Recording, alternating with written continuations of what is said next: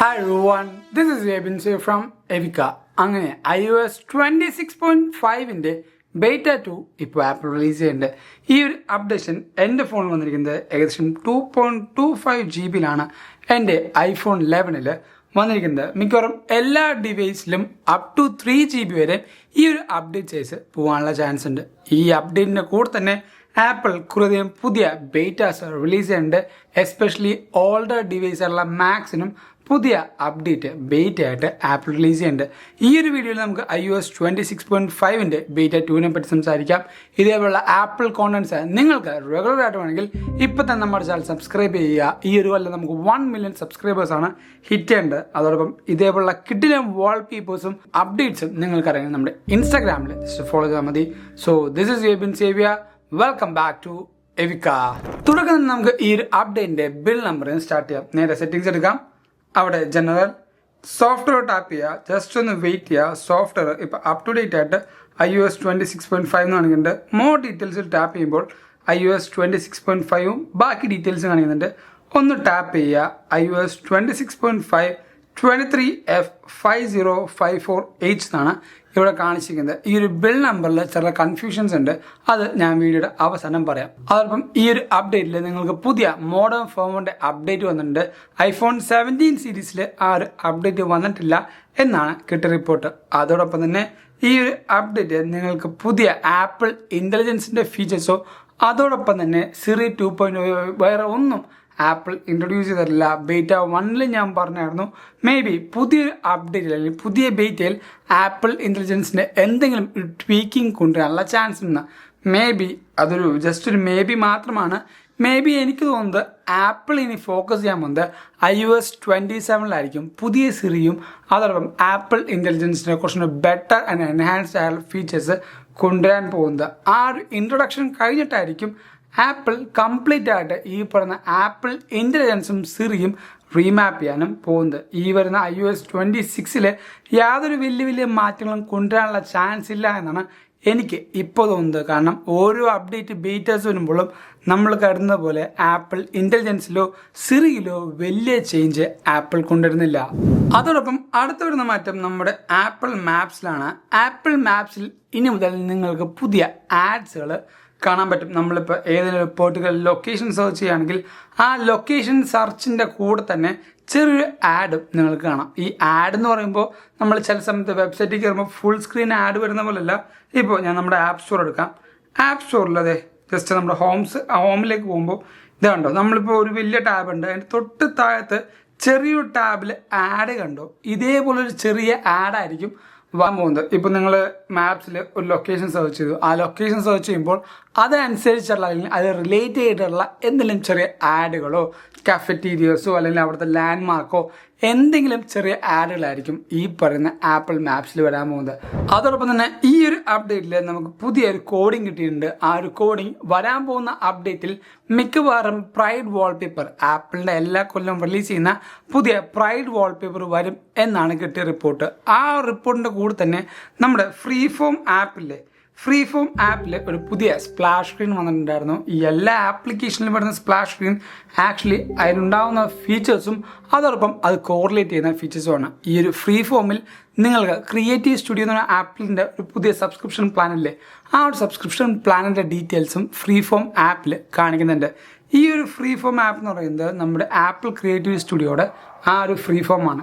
ഈ ഒരു ഓരോ ഓപ്ഷൻസും യൂസ് ചെയ്യുമ്പോൾ കുറച്ചും കൂടെ ബെറ്റർ ആൻഡ് എൻഹാൻസ് ആയ എക്സ്പീരിയൻസ് ലഭിക്കും.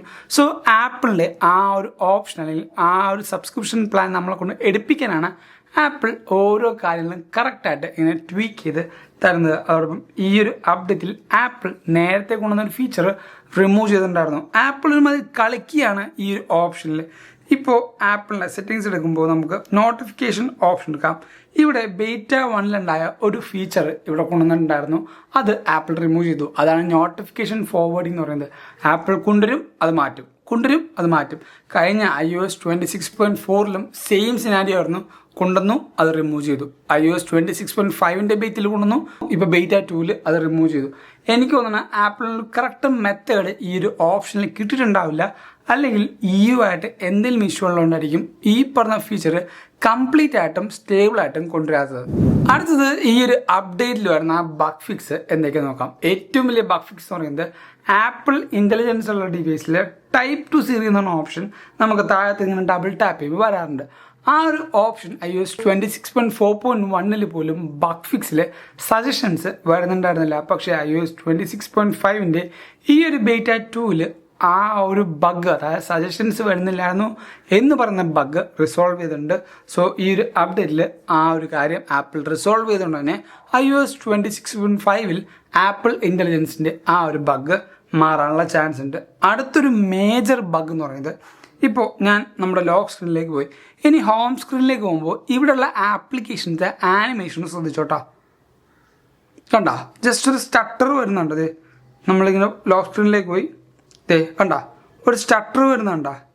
ഈ സ്റ്റട്ടർ ഞാൻ റീസ്റ്റാർട്ട് ചെയ്ത് നോക്കി, എന്നിട്ടും ആ ഒരു സെയിം ആനിമേഷൻ ഫ്ലോ ഫീൽ ചെയ്യുന്നില്ല. സോ iOS 26.5 ഈ ഒരു ബേറ്റിലെ മേജർ ബഗ്ഗായിട്ട് എനിക്ക് ഫീൽ ചെയ്യുന്നത് ഈ ഒരു മോഷൻ സ്റ്റട്ടറാണ്. അതോടൊപ്പം ഞാൻ ഈ ഒരു വീഡിയോ സ്റ്റാർട്ട് ചെയ്ത് പറഞ്ഞു iOS 26.5 ഈ ഒരു ബേറ്റയിൽ നമുക്ക് ബിൽ നമ്പർ ചെറിയൊരു കൺഫ്യൂഷൻ ആണെന്ന്. കാരണം OTA അഥവാ ഓവർ ത്രൂ ദ എയർ നമ്മൾ ചെയ്യുമ്പോൾ ഈ പറഞ്ഞ ബിൽ നമ്പറാണ് നമുക്ക് വന്നിരിക്കുന്നത്, അവസാനം H എന്ന് പറയുന്നത്.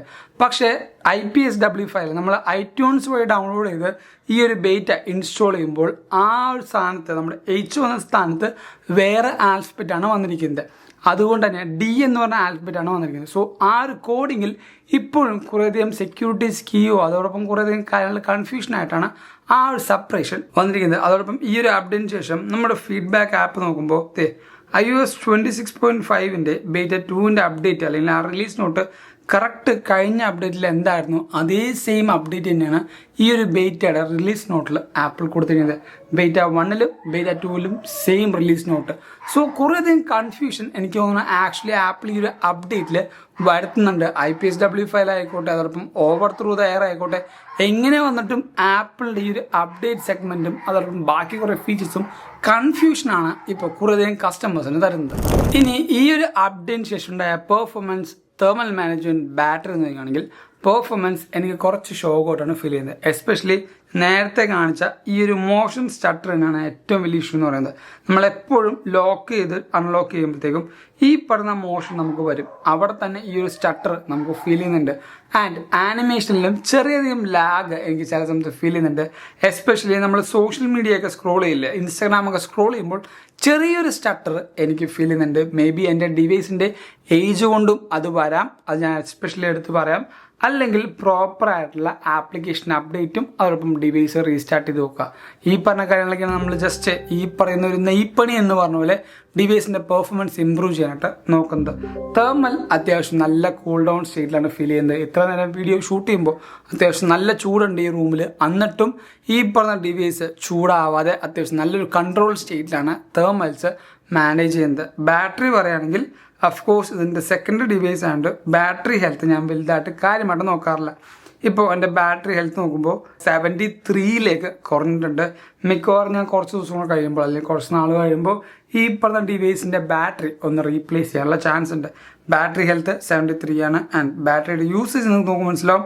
ഞാൻ 99% ആക്കിയത് 1 മണിക്കൂർ മുമ്പാണ്, ഇപ്പോൾ 85% സോ 1 അവറിൽ തന്നെ അത്യാവശ്യം നല്ല രീതിക്ക് ബാറ്ററി ഡ്രെയിൻ ആവുന്നുണ്ട് എന്ന് നമുക്ക് ക്ലിയർ ആയിട്ട് നമുക്ക് മനസ്സിലാവും. സോ ബാറ്ററി ആ ഒരു ബാറ്ററി ഹെൽത്ത് ആണ് ഇത്രയും ഡ്രെയിനിങ് വരുന്നത്. എല്ലാവർക്കും ഈ ഒരു സെയിം ഡ്രെയിനിങ് വരാനുള്ള ചാൻസ് ഇല്ല. എൻ്റെ ഡിവൈസിൻ്റെ ബാറ്ററി വീക്ക് ആയതുകൊണ്ടാണ് ഈ ഒരു പെർഫോമൻസ് എനിക്ക് ലഭിക്കുന്നത്. അതോടൊപ്പം അപ്കമിങ് ആയ ആപ്പിൾ ബേറ്റാസ് വരാൻ മിക്കവാറും നെക്സ്റ്റ് വീക്കിൽ ഒരു പുതിയ ബേറ്റ നമുക്ക് ലഭിക്കും, ബേറ്റ 3. ആ ഒരു ബേറ്റ 3 കുറച്ച് ഫീച്ചേഴ്സ് വരും എന്ന് നമുക്ക് വിശ്വസിക്കാം.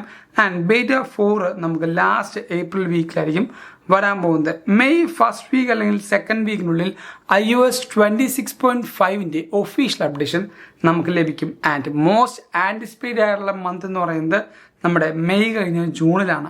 ജൂൺ 8 ആയിരിക്കും ആപ്പിളിൻ്റെ iOS 27 എന്ന് പറഞ്ഞ പുതിയ അപ്ഡേറ്റ് നമുക്ക് ലഭിക്കാനുള്ള ചാൻസ്. ജൂണിൽ നമുക്ക് ഡെവലപ്പർ ബേറ്റ് ആയിരിക്കും ലഭിക്കുക. ജൂലൈയിൽ നമുക്ക് പബ്ലിക് ബേറ്റ് ലഭിക്കും. ആൻഡ് ഒഫീഷ്യലി ഈ ഒരു അപ്ഡേറ്റ് നമുക്ക് ലഭിക്കുന്നത് സെപ്റ്റംബറിലായിരിക്കും. സെപ്റ്റംബറിലാണ് പുതിയ ആപ്പിൾ ഇവൻറ്റും അതോടൊപ്പം പുതിയ പുതിയ ഡിവൈസുകളും നമുക്ക് ലഭിക്കാനുള്ള ചാൻസ്. സോ ഇതൊക്കെയാണ് അപ്കമിങ് ആയിട്ട് വരാൻ പോകുന്ന iOS 26 and 27ൻ്റെയും അപ്ഡേറ്റഡ് പ്രെഡിക്റ്റഡ് ലിസ്റ്റ് എന്ന് പറയുന്നത്. സോ ഈ ഒരു വീഡിയോയിൽ നിങ്ങൾക്ക് കുറേയധികം പുതിയ കാര്യങ്ങൾ അറിഞ്ഞു മനസ്സിലാക്കി എന്ന് വിശ്വസിക്കുന്നു.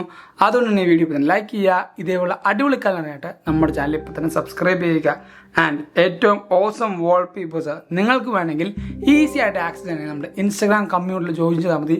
ഫ്രീ ആയിട്ട് ഇതേപോലെ വാൾപേപ്പേഴ്സ് എല്ലാ വീഡിയോസിന് ശേഷം നിങ്ങൾക്ക് ലഭിക്കും. And thank you so much for watching this all video. This is Ebin Sevia signing from Evika.